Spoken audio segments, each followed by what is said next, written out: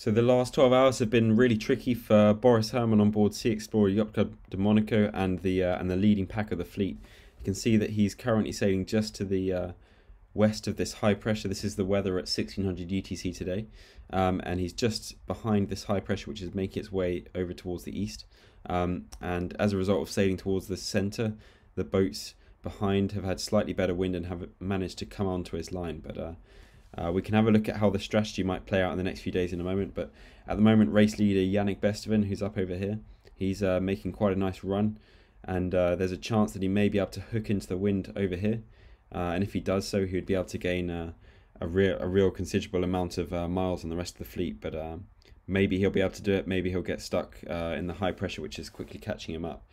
But firstly, let's have a look at the ensemble model routing. So an ensemble model is basically running a weather model multiple times. So in this case, we have 32 different runnings of a weather model with slightly different parameters to see how the weather might develop in the next few days.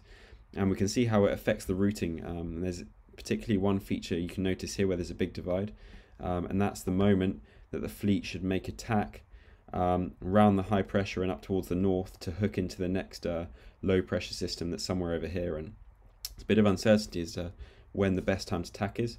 But if we have a look at the weather in 48 hours time, around when they'll have to make the decision. So Boris will sail along like this on port tack and then choose a moment to make his way up towards a low pressure system up over here. The high pressure has moved in towards the east a bit, and we can see that he's in quite upwind conditions.